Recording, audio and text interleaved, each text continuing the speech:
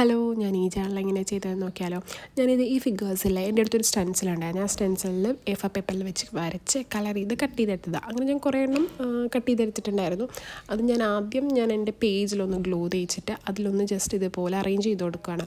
എനിക്ക് actually centre പോർഷനിലും കുറച്ച് മുകൾ പോർഷനിലും വേണമെന്നുണ്ടായിരുന്നു. സോ അതേ ഒരു പാറ്റേണിലാണ് ഞാൻ ഒട്ടിച്ച് കൊടുക്കുന്നത്. പിന്നെ ഞാൻ എ4 പേപ്പറിൽ രണ്ട് ക്യൂട്ടായിട്ടുള്ള ഹണി ബീനെയും ചെറിയൊരു കരടിക്കുട്ടനെയും വരച്ചെടുത്തിട്ടുണ്ടായിരുന്നു. ആൻഡ് കളർ ചെയ്ത് അതിനെ കട്ട് ചെയ്തെടുക്കുകയും ചെയ്തു.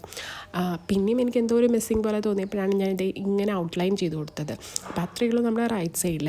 പിന്നെ ലെഫ്റ്റ് സൈഡിലേക്ക് ഞാൻ ഉദ്ദേശിച്ചത് ഒരു ഹണി പോട്ട്, അതിൻ്റെ ക്യാപ്പ് നമുക്ക് ഇങ്ങനെ പൊന്തിച്ച് നോക്കുമ്പോൾ ഒരു കോട്ട് അതിൻ്റെ ഉള്ളിൽ നിന്ന് വരുന്ന പോലെ. സോ ഞാൻ ഈ ഷേപ്പിലൊരു കാർഡ്ബോർഡ് പീസ് കട്ട് ചെയ്തെടുത്തു. പിന്നെ ആവശ്യമുള്ളത് ഇതുപോലത്തുള്ളൊരു എ4 പേപ്പറും നമ്മൾ സെയിം പോട്ട് കട്ട് ചെയ്തെടുക്കുന്ന സെയിം മെറ്റീരിയൽ യൂസ് ചെയ്തിട്ട് ഞാൻ ഇതുപോലെ തന്നെ ഒരു ക്യാപ്പും കൂടെ കട്ട് ചെയ്തെടുക്കുന്നുണ്ട്.